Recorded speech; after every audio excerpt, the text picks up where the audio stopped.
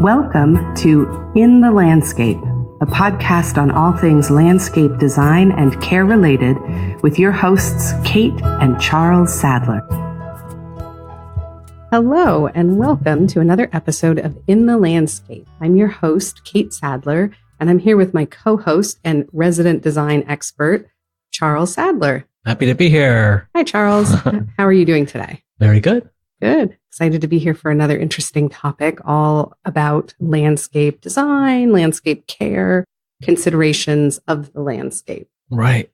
So today's topic I'm excited about. I have been alluding to the fact that we're putting together this episode for a while because I'm so excited about it. It is all about wildlife in gardens, creating habitat, promoting ecologically sound practices that would encourage wildlife. Maybe one of the reasons this is so near and dear to my heart is that I grew up with two biologists for parents, and our stomping grounds were the Bay Area of California, including areas like the Point Reyes National Seashore or Mount Diablo in the eastern part of the Bay Area. And or that place we took great hikes, Sonol.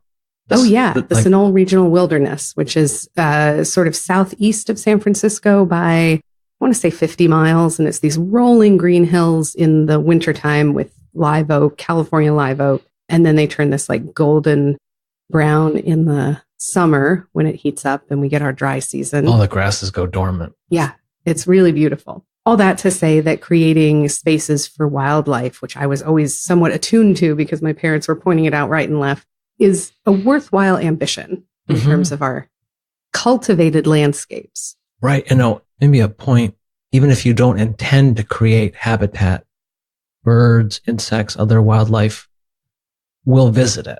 And so if it doesn't provide food or shelter, they're not going to utilize it. So if it's a non-native tree, they might sit in it, but there's no food for them. I guess that's what I hope to bring to this episode is just a slight shift. It's not that it has to look like a national park on your property, but just a slight shift in an awareness that when that bird or insect lands, there can be food or shelter or other beneficial items for it and still have all the program elements that the person would want. It could be a beautiful tree, flowers, fall color, shade, screening. It could be all those features plus just with a little bit of awareness. It can be beneficial for the creatures that call that area home. That's a great point. And we spoke about in a previous episode, we spoke about having an awareness of the organisms that we plant. The plants in our landscape have their own goals, their own life cycles, and we can be mindful of that. So while we are very much about the artistic cultivation of beautiful landscapes, this mindfulness that you're speaking about is a helpful way of approaching the landscape. It's healthy, it's sustainable. Ultimately, we have an impact on our ecological world that's greater than we may even realize with the choices that we make. So little choices can go a long way. So one of my favorite stories along this line has to do with a young man who interned with us for a period of time early on. And he was born and raised in the Bronx, essentially. Now, of course, the Bronx has beautiful parks and some amazing gardens. There's Wave Hill. Is it the Riverdale section? Oh, right. Riverdale, the New York Botanic Garden. Yeah. Van Cortlandt Park, where the subway ends at the end of the line, the one line coming all the way north, NYBG. So the Bronx, of course, has some amazing spaces and a really vibrant city life. I mean, it's a really fabulous place to be. Great restaurants. But he didn't grow up with a garden in that case. And he was with us at a property in Westchester County, New York, that you had done a fairly naturalistic planting. Right. So we utilized many native plants. It wasn't a wildlife restoration where we were really mimicking and only using native plants, but it was using many native plants and creating all the components of ground cover, shrub layer, tree layer. And it was a development. These were very nice homes. Pretty much that's all you have in Westchester County, New York. But the developers had done a minimal job in terms of the landscape design, which is often the case. You have perfectly serviceable properties with the lawn and maybe a tree or two, but it didn't have the fullness that we see in nature, as you're saying, these different layers. So you had put those in and the yard was becoming established, but it hadn't been there that long. I can't recall how many months it had been in, but we visited and lo and behold, there was a baby bunny. There were babies more or less that had been born, I think, right within this naturalistic sort of ecotone is this planting edge that we created. Exactly. And one of the components that you'll read about when you look up the definition of habitat, which we'll discuss, is this idea of being able to shelter and potentially reproduce in a space. That safety is important. And this was the first time he had seen a bunny, a baby bunny at that, sort of in the wild, so to speak. So there's a real joy. Most of us have observed birds at a bird feeder, and the real joy that one can derive from feeling this connection to not just the static landscape that has architectural elements in it created from plants, but a real living, breathing ecosystem that has come together in our private spaces. Right. Like on this particular property, it was just mown lawn, the area that we developed previously. So just by simple observation, even areas that have beautiful trees only, it's pretty, you don't see many squirrels. There are different types of birds, of course. Some of them, their activities on the ground. So if you notice, if you visit, it could be a corporate park or a public space, private space, there's not much activity on the ground if it's only lawn. And this space was only lawn and there was zero activity. You definitely wouldn't have had like rabbits. Well, and that's an interesting point that in some ways, especially if we're talking about a corporate landscape, maybe that's intentional, because what might come to the mind of listeners and certainly clients with whom you're discussing this introduction of these naturalistic spaces is the idea that maybe not everybody wants squirrels running around, or perhaps there are even less desirable wildlife elements that you might be inviting into your yard. So can you tell us a little bit about how habitat is defined and why we should consider incorporating this into our landscapes in a very conscious way? And also, what are some of the fears that you as a designer might address as you begin to sell this concept or try to win people over to this concept as your design? I guess without reading a definition, but more or less habitat is food, shelter, water for wildlife. And there's more nuances, but that's like the gist of it. You think of like for yourself, like your house, you sleep there, you eat there, it's safe. You might leave your house.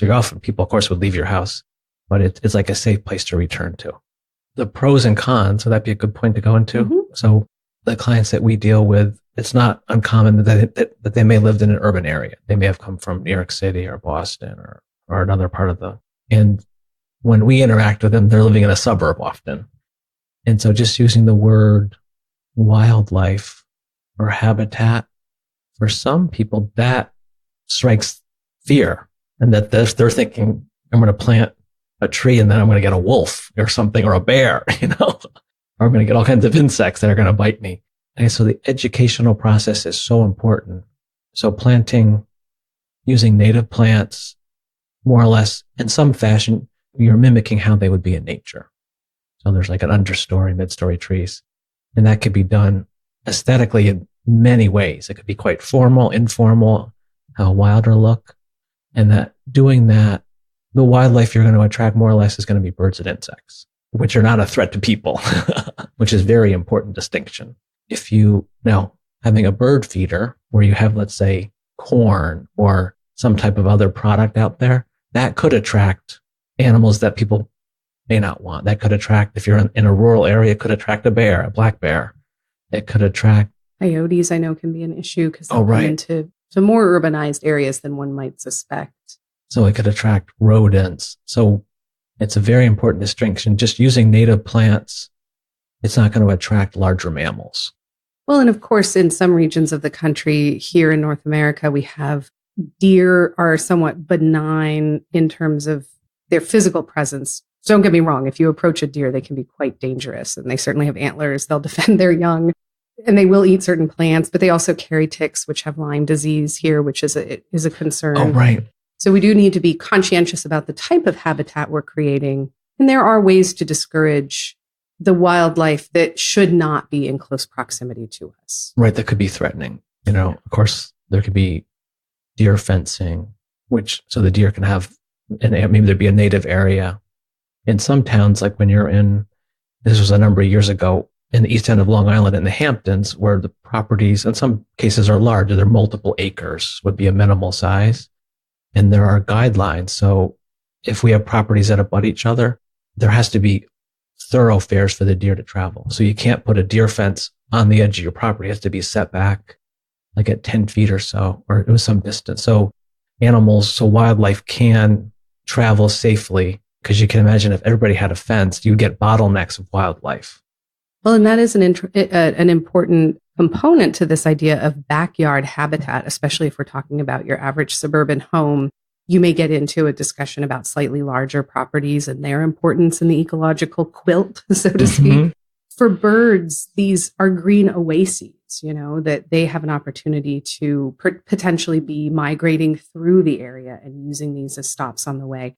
I've been in California when monarch butterflies are resting on the trees as they do their mass migration. So you really are, in essence, if you're mindful about this and interested in doing so, you help provide not just localized spaces, but potentially the corridors that allow migrating animals to make it from one spot to the other. Even if there is fencing, they'll often find a way if they need access to your space for the above criteria, which we mentioned, make up habitat.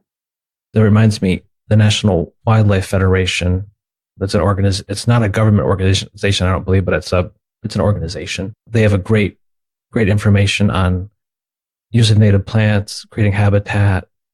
This idea of planting a tree is over and over repeat how important trees are, and that birds and insects rely on trees, actually. When you've shared an interesting experience, and I've actually seen this once you pointed it out, of bringing a tree into a yard that you're going to get ready to plant. And what happens the minute it can still be in its burlap or what have you, and you plunk it down to kind of identify where it's going to go in the ground. Oh, right. That's happened. I guess my career is about 20 years or so, where I've been actively a professional, and bringing a native plant into a suburban, often residential area. Within minutes, local birds often light on it. And so spaces that I was familiar with. So I was familiar with if there were birds or not. And so let's say you have a non-native, like a Japanese privet, that's a border plant. Maybe there's plants that were existing, let's say, and then you bring in a tree, you bring in a service berry or a tupelo or a dogwood, and within minutes, there is a native bird. There's a cardinal that alights on that. It's so funny because you mentioned this prior to my being on site for a planting, and I observed it myself, like immediately once those native plants came into the landscape. And it's not birds that were like, they weren't lighting on the existing plants. So I guess it's scientific. It's a natural observation. Yes. Where it's like, they really do make a difference. Yeah, they do. Now, we have been through in our work to area nurseries that are local to a specific region, and they will often carry plants that are ornamental, but clearly not native. And if you want to talk about goals of a plant for certain invasive species, it's to take over. Right. I don't know. It's going to outcompete any local competition. So what are some strategies for identifying which native plants are local to your region, and then how to source them? Okay, good question. For this episode, we did a fair amount of research. We always look at the United States, Canada. We looked at many other countries, France, Germany, England, on and on. Most countries, they have a way of identifying more or less like what ecoregion you're in, whether, for instance, maybe it's a coastal grassland or it's an upland forest. And so in some cases, it's sophisticated enough in that if you allow it, you can say, would you like us to tell you where you are? Like a GPS type of feature. And so once you identify the ecoregion that you're in, which would have certain traits, characteristics, and there's the soil type that would go with that would be pretty common. If you're in this region, it's likely the soil would be this, the exposure, the wind. Then once you have that term, then you can quickly do a search for plants with that I'm in in a mid-Atlantic upland forest, upland coastal forest, and then the local land-grant universities or other institutions would quite readily list what those plants would be. And that's pretty true for many countries that I looked at. There's a similar tool. Yeah, I found one specifically on the Royal Society for the Protection of Birds for the United Kingdom. And they even had a guide that you could put in your region and they would help you get a 6-step activity set, family friendly, to help promote wildlife in your garden. And there are basically a cursory Google search for your location. So even the Australian Broadcasting Corporation had something similar for Australia. So it is kind of a global awareness, and there are organizations everywhere that are eager to help. And so if we could find it, we know you can find it. If you want to share your tips for this very topic, we welcome that feedback as well. But as you say, there's so many tools out there. In terms of going to your average nursery here in the United States, for example, are they likely to be well stocked, or do you have to go somewhere specific? It varies. So like we spend time in the Northeast, New York, New England. We spend time in Texas. And so, I mean, like for instance, like in Texas, I know for myself doing the research in advance, like I think there's 3 palms that are native to Texas. And so having that information at the nursery, there might be like 30 palms to pick from. And their characteristics vary slightly, but using a native is going to provide food, shelter. It's going to be compatible. And so it does take, the nurseries are even the best, most progressive, forward-thinking nursery is going to have a whole wide range of plants. And some of those are going to be non-native, unless it's a native-only nursery, which is not that common. I mean, they exist, like larger metropolitan areas may have, or adjacent, suburban areas to a larger metro area. So it's more or less, it's on the consumer to be aware, like at the grocery store, to be like to read the label. Where does this come from? There's, like, for instance, in New York State, there's a Japanese grass miscanthus. And so I remember buying that for a project, and it came labeled that this, I think it wasn't categorized as invasive yet. Now it may be, but it gave you a suggestion. It said this is an alternative, which is very similar, and it is a native. I mean, even I'm pretty up on information, but things change, awareness changes. There's plants like Japanese barberry. There's many places in the US that's no longer sold, and that there's alternatives that would be native that wouldn't be harmful. And of course, native is in some ways becoming a more relative term. We've talked about, I mean, it might be a funny statement, but boxwood, for example, native boxwood in certain parts of the world are really suffering from it. It's almost like the ship has sailed and they have blight. It's highly invasive and destructive, and it's not something that can be used anymore, even though it is the plant native to a specific region. So there are times when one might need to make an adjustment. Those grasses that I mentioned in the hills of California, from what I understand, are not the original California grasses. They are different, but they were brought over, with the first Spanish settlement, essentially, and took off. And that is what is native in this day and age. Oh, right. So there are lots of nuances, of course, and to be a true purist may not be feasible. It may be if you really have the dedication, but as I mentioned, there are some species that are already under threat, and then others that have kind of turned over in this ecological process of succession that just is what it is. There's the book, which was quite popular, Planting in a Post-Wild World, which is Claudia West and Thomas Rainier. And so that sort of acknowledges that many areas where people live are not virgin ecosystems.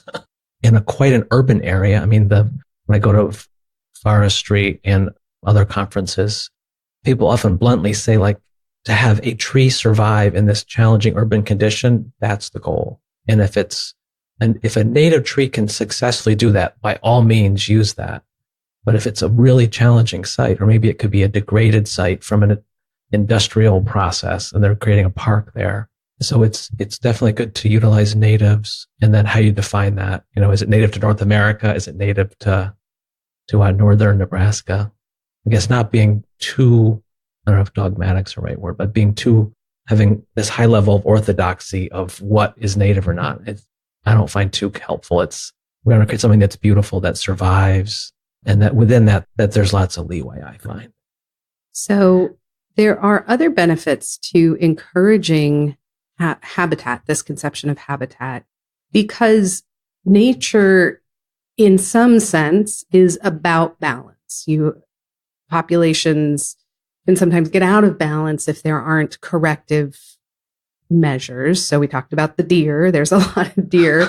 There aren't as many natural predators for them anymore. So part of the issue with deer being everywhere is nothing is being done to kind of balance that population. So in terms of insects, when we're thinking about birds and maybe even mammals, insects play an important role in the landscape. We haven't even touched on like the microbiome in your soil. It's a whole other episode. We may even invite a scientist in to talk about that, because that is a huge ecosystem that we can take measures to support. But the idea that for whatever reason, when things are out of balance, it is sometimes the more harmful to us or the more negative in our thinking species tend to take over. But if you have the palm that encourages the nesting of bats, for example, because it's native, because it's where they can exist in this landscape, you have a natural insect eater, and you're able to hopefully bring things back into balance. So a lot of the development of habitat actually is to encourage those native species that were here to kind of manage the population in a specific way, to encourage those to kind of be revitalized so that they can have that beneficial impact. Yeah, that's a great point. How I often like to say a good landscape architecture, a good landscape design, it creates beautiful places for people to enjoy that are beautiful, that work. And so utilizing native plants and creating these environments that are friendly to the birds, to the insects, make it more compatible for people too. Just exactly like you said, that it's plants that require less or no inputs. They don't require fertilizer, which could be bad for people, bad for the water supply. They don't require pesticides necessarily, that's bad for people. So it's the utilization of native plants, creating these wildlife friendly environment. It can be done aesthetically. There's a giant range. It could be more or less like a formal French garden. It could have that aesthetic by using native plants. I guess the thought is keep an open mind, and that habitat doesn't need to look messy or wild. It can, but that's not a requirement for it to succeed. That's a great distinction. It's also, you brought up earlier that idea that if bird feeders are beautiful things, and it's a lot of fun to see the sheer number of animals that might come and visit, whether it's the squirrels that are, trying desperately to get in, or but you mentioned the bears, or, things are attracted to these concentrated food sources. And I think one important element of the research that we did was this awareness that not all wildlife will stay in one place all the time. Oh, so right. It might be wonderful to have a nesting group of bunnies or a nesting pair of birds, and we get to enjoy that life cycle unfold in front of us. But it is out of balance, I guess, to go back to that concept of being in balance. It is out of balance to have concentrated food sources in nature. And it is reasonable that so for example, we have that serviceberry that gets all these berries in June, and right. The birds wait like it's a buffet about to open. And they'll visit and check on it. They'll light into this like twiggy shrub. They'll investigate, and then they'll leave. And the berries are not ready yet. And as soon as they're ready, they will pick that thing clean, and it takes them just a matter of days. So it's this great rush of activity. We get to enjoy these specific birds on this specific plant for just a short period of time, and then it's kind of run its cycle. And yet, if we can accept that that's the way that, the cycle is meant to unfold, we can still derive a great appreciation for that natural bird feeder. And you were making a point about organisms, animals, birds, I think in particular, that have a broad range. Well, right. When we did that research, it explained how that many species have a large range of 1,000 acres or many miles. And so this idea, on the one hand, like, oh, we create this habitat, we're going to have a family of birds are going to live here for their whole life. That might not be accurate. But migrating birds might regularly stop over in seasons, and that every property, even a tenth of an acre, or even in Brooklyn, like a rooftop garden, that does matter. That contributes to the good. And that these traveling animals may utilize more or less these fragments of habitat as a whole, actually create a greater whole for animals that are traveling insects. Every garden does count. So I'm really looking forward to an upcoming family outing to check out something that you discovered is local here to Houston, which is this massive bat colony that you can go see. Right. There's Houston was founded at the intersection of these two bayous, these two water courses, White Oak Bayou and Buffalo Bayou. And I think the Allen brothers founded it way back when, the city. And there is a bridge right in that vicinity that houses, I think it's 250,000 bats. And you can imagine with all this, it's like Houston's the Bayou City. There's a lot of water. There's a lot of insects. And so this bat bridge has become this cultural destination. And people, like, if you're at a coastal area, everybody comes out and watches the sunset. Like, it's around sunset, I believe. The bats come out and hundreds or scores of people, show up and watch. And it's this very special. And then it's, I guess, being in the moment, being local, like the farm to table movement, where it's enjoying that, the seasonality, and that it's, I guess there's that theme. It's like really enjoying what is local is special. And that this having everything the same everywhere, look the same, I think makes it less interesting, actually. But really celebrating each region has a distinct character and really highlighting that.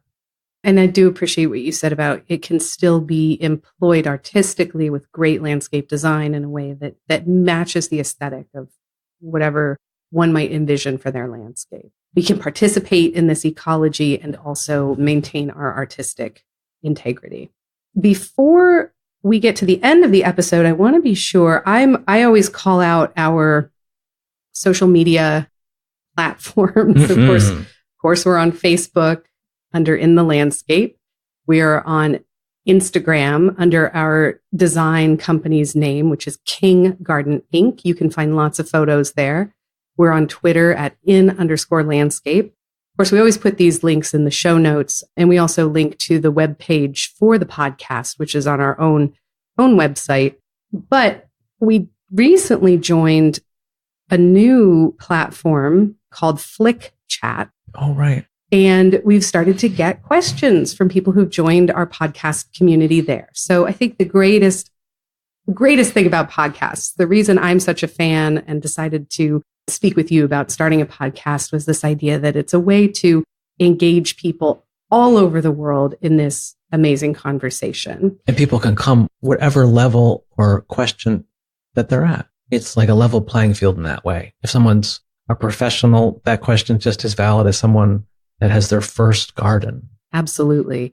And our hope is to respond individually to people who ask questions, even when people write the, for-profit design business we own.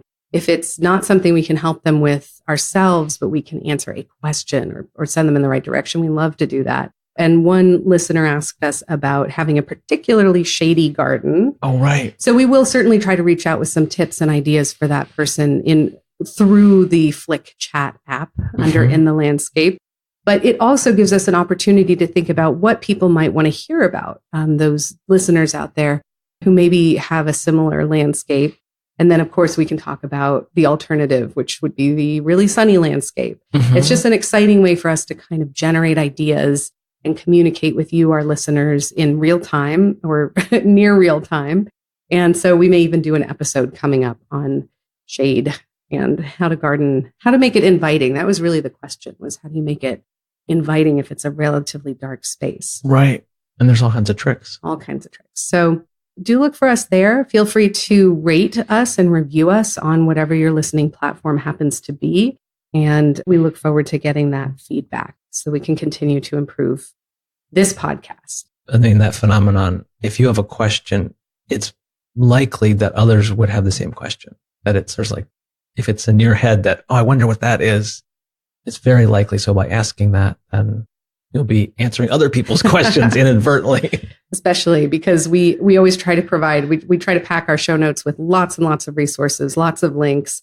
We may have forgotten to include the answer to something or the scientific name of a plant that you'd really like to look up in your region. So drop us a line and we look forward to hearing from you. Was there anything you wanted to mention about habitat, wildlife, inviting it into our landscape in a way that's functional and safe and also beneficial? Well, let's see. A couple of things come to mind. Visiting the wild areas, the native areas, maybe it's a preserve in your area, and seeing what patterns are represented there in nature. And so, I mean, the plants might be an invasive plant. It might be a Japanese stilt grass growing in the forest. So more or less seeing what does grow in your area and what appeals to you. That can be sort of a starting place. I always like highlighting pioneers in our field. And so just real briefly, Jens Jensen, who emigrated from Denmark in the late 1800s and settled in Chicago. He was a real pioneer with what they call the Chicago Renaissance, which was the prairie style. Frank Lloyd Wright was involved in that. And so he was a real pioneer in utilizing indigenous plants, native plants in a naturalistic way, creating beautiful, gorgeous landscape architecture. I think his first job may have been with the Parks Department in Chicago. So, and some of his landscapes are still exist. So that's really art at the highest level, and it's beneficial. And so he's a good pioneer to look to. Well, and in researching this episode, I was reminded of course, Rachel Carson and her important work, Silent Spring, which looked at the impact of certain pesticides on the ecology of the United States in the 1960s, and a big, important awareness that our actions matter and that what we are putting in the landscape is going to have an impact on that landscape. Right. Taking a sustainable approach, it can be better for everybody. It's like less inputs. It's more or less, it can run on its own. So it doesn't require constant human intervention. And so that's a good goal. Without our management, it's not going to self-destruct. And then if there are invasive plants that are used as hedges and without a lot of intervention, they're going to take over your lawn. They're going to come up. You're going to have them coming up in the cracks in your swimming pool deck, Or come up in the neighbor's yard, as we alluded to in the Hello Neighbor episode. Right. So we don't wreak havoc on our entire neighborhood by planting something that's maybe not suitable for that region. Right. And so sort of reassessing the definition of beauty with the local and native plants. That sometimes the beauty is not as showy, but it lasts a long time. The 4-season interest too, that it can be beautiful in all 4 seasons. So that really wraps up nicely with a lot of the topics that we've covered in our podcast so far. Of course, we're continuing to dream up new episodes, and we look forward to sharing those with you in the future. Thank you for joining us today, and we hope that sometime soon you get a chance to be out in the landscape. Thank you. Bye-bye.